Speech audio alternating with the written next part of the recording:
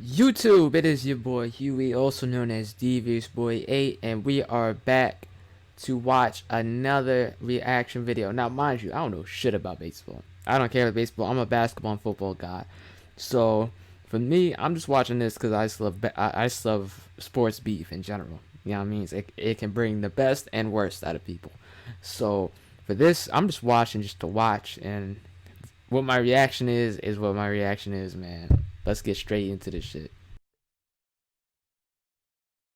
Madison Bumgarner and Yasiel Puig embody the classic rivalry of an old-school pitcher who loves baseball etiquette versus a new generation batter who lets his emotions shine.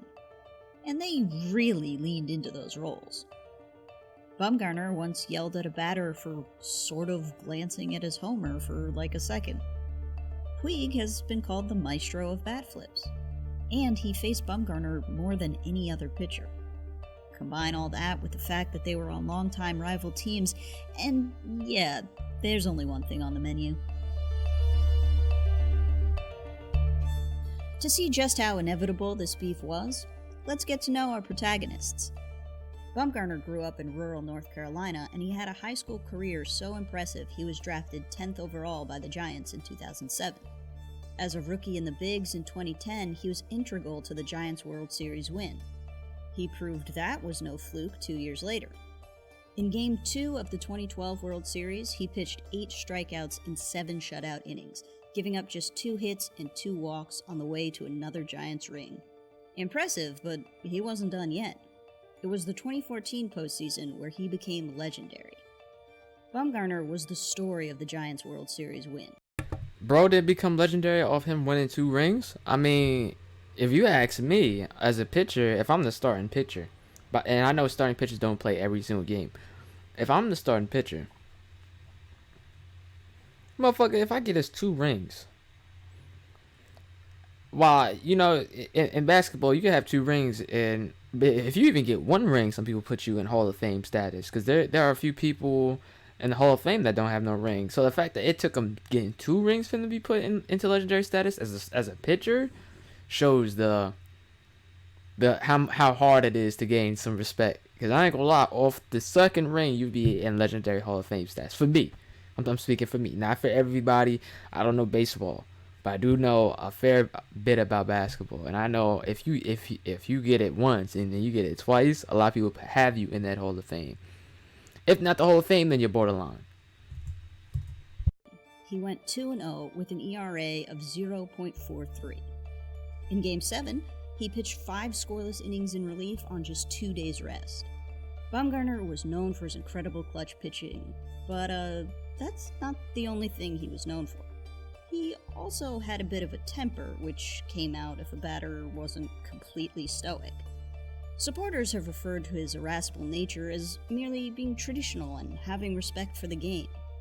Detractors refer to it in less flattering terms. It never took much to set Bumgarner off. In 2013, he threw at and nearly fought Jesus Guzman because Guzman celebrated a homer the previous night against a different Giants pitcher, not Bumgarner. And it wasn't like Bumgarner was just fulfilling his duty, retaliating for his team. He was genuinely angry at Guzman. Look how many people it took to hold him back. In 2015, Alex Guerrero popped out off Bumgarner, showed frustration, and Bumgarner blew up, telling him, "You're not that fucking good." Listen, if I pop this home run off your pitch, I'ma fling that bat. I'ma do whatever the hell I want. Like, I don't understand that. That sounds like some grade A bullshit.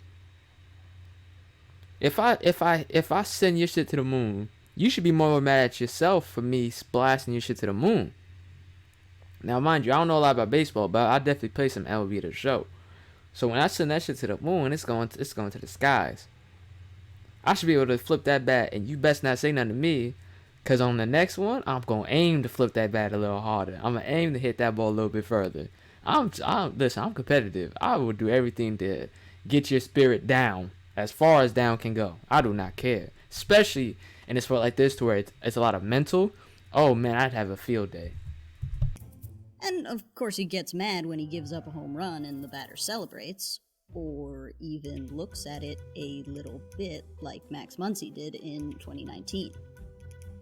If these rather benign instances can set off Bumgarner, a guy like Puig is gonna make him burst a blood vessel, or an organ.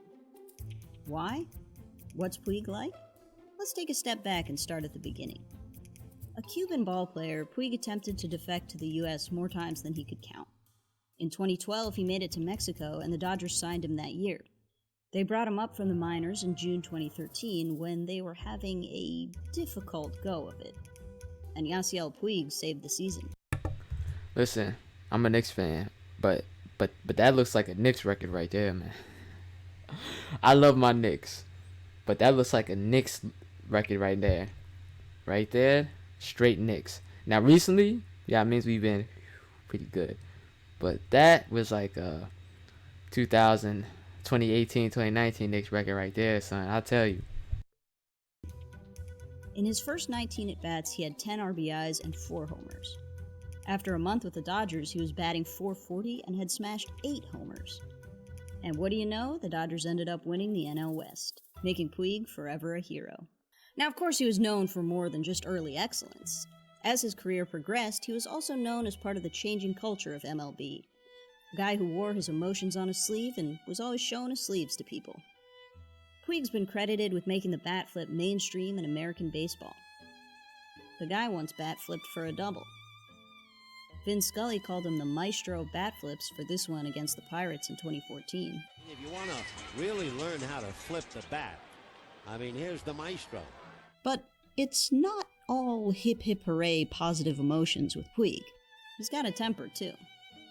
He's fought with his own teammates, and Big dog, throw my suitcase off the bus like that. You gonna see these hands. Win, lose, draw. You gonna see. You're not gonna disrespect me like that. I'm not gonna tolerate. Throw my suitcase off the bus with my clothes on. These hands gonna work. I'll tell you that. Because as a man, you can't do that to another grown man. I'm sorry. Hold on. Later in his career, he fought standing up for teammates. Someone threw too close to his fellow Red. That's what's going on here. So, you see what I mean when I say this beef was inevitable? Big emotions Puig couldn't ever get along with baseball etiquette enforcer Bumgarner. And they didn't. It all started May 9th, 2014. Puig took Bumgarner deep, flipped his bat, and as he rounded third, Bumgarner had something to say, which Puig did not like one bit. We don't know what Bumgarner said to Puig, but I'm guessing it had a few explicit insults because Puig wouldn't repeat it to the press. And also because of the way Puig reacted in the moment. Bumgarner was lighthearted after the game and joked with the media, claiming he had merely been congratulating Puig. Perhaps Bumgarner was in a joking mood because the Giants beat LA 3-1, their second victory over the Dodgers in 2 days. But when they faced off at the end of the season, the Dodgers were the ones on top. In no small part because of Puig. He was an all-star that year and had been hitting well as of late. Then Bumgarner got him with a pitch. Puig wasn't hurt, but he didn't immediately get up. Bumgarner commented on that. Puig took him up on his offer to go, and they went. Benches too. Let me tell you something about baseball and their bench clearing. It always looks funny because you see a whole bunch of grown men and you see, like, sometimes they don't even have to come out. They're already being restrained, and for some reason the bench is just clear for no reason. Like, you already got a dude on him. There's no reason for the benches to clear, man. What are y'all running out on the field for? Or onto the pitch, sorry. No punches were thrown or anything like that, but Puig's composure for the rest of the game was shot. He had 2 strikeouts and a groundout in his remaining at-bats. He caught a lot of flack after the game for overreacting.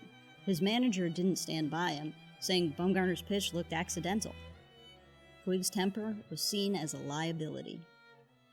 The narrative was then put on hold because Puig was hurt in 2015, but animosities reignited on September 19, 2016.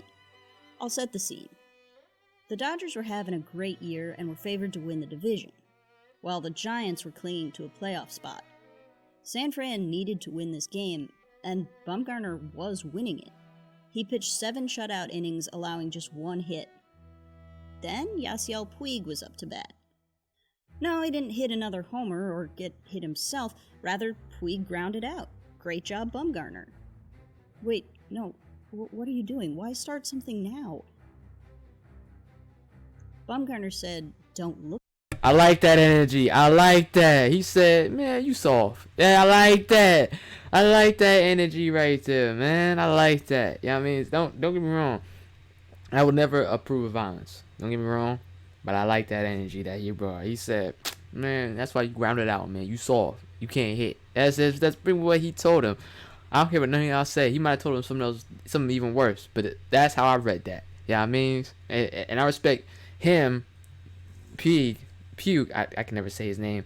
I respect him for being like, well, what's up then? Yeah, I respect him. Yeah. I like, because that's what you need to do. You feel me? That's exactly what you need to do. I need to turn myself down. Look at me, to Puig, and apparently those are fighting words. No punches thrown this time either, but there were some lasting consequences. Giants manager Bruce Bochy took Bumgarner out of the game after the dust-up. He wouldn't say why he took Bumgarner out, but consensus was Bumgarner had to sit because he was too worked up to stay in the game. Without him, the Giants didn't stand a chance and took the L. The next day, Bumgarner admitted to the press that his temper got the better of him sometimes, but he didn't go so far as to say the most recent scream session with Puig was one of those times. Oh, and the Dodgers also addressed the situation the next day. They made shirts that said, "Don't look at me," and had Puig sign one, which they sent to Bumgarner. The press billed it as a jovial gag gift that built camaraderie between the two clubs. And yeah, other Giants players enjoyed the joke. But when asked about the shirt, Bumgarner said he didn't care one way or another, which is different from saying, "Good one, Dodgers, I love to laugh at myself." Something tells me Bumgarner wasn't having as much fun as everybody else. Injuries again kept Bumgarner and Puig from each other for most of 2017, and in August 2018, Bumgarner showed he had matured in the past couple of seasons. Puig kept getting visibly annoyed with himself at the plate, and Bumgarner let it go. He wasn't happy, but he wasn't ready to kill anyone either. Had Bumgarner outgrown the beef? Was it all over? Well, no, because the next night, Puig failed to mirror that maturity. Puig got angry when he hit foul, catcher Nick Hundley told him to cut it out, and... whoa, this time we got slaps, thrown. And yeah, Bumgarner wasn't directly involved in this fight, but I'm pretty sure years of Mad Bum Puig hostility helped create an environment where someone was going to get slapped sooner or later. Post-game, Puig... See, man, and basketball fights currently are the same way. That boy changes from a fist to a slap mid-punch.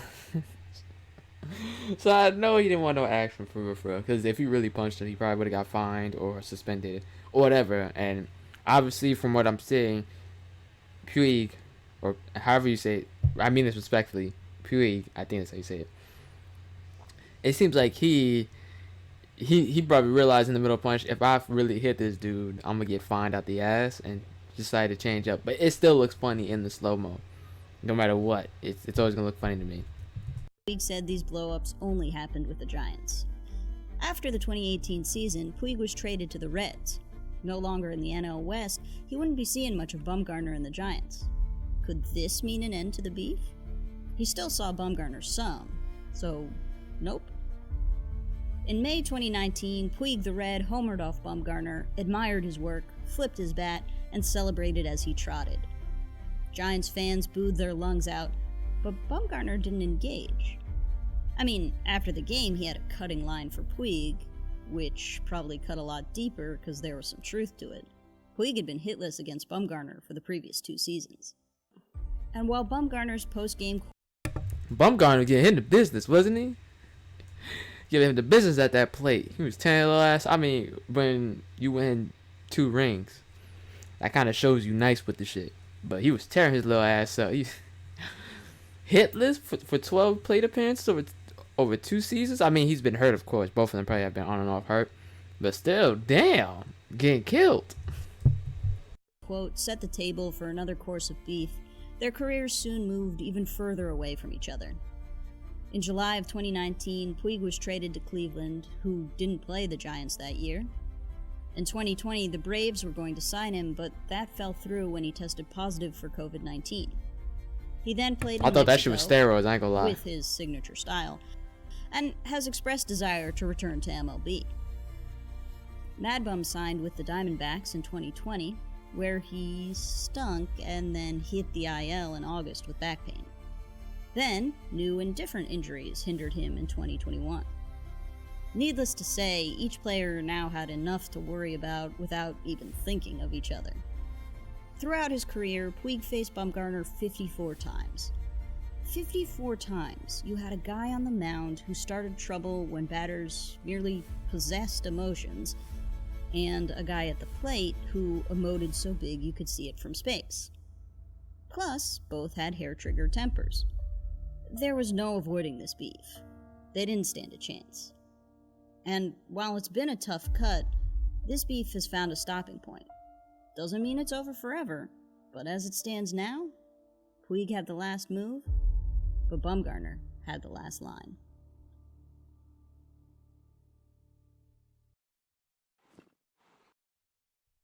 Fire video right there, man. You know what I mean? You know, Bumgarner, you know what I mean? Respect to him.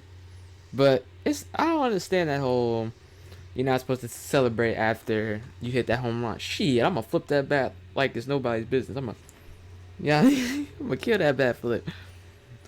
But I guess, you know, some people just follow that old way. But sometimes the old way isn't the right way. But this has been a fire video, you know what I mean? And I will catch y'all on the next one. Peace, man.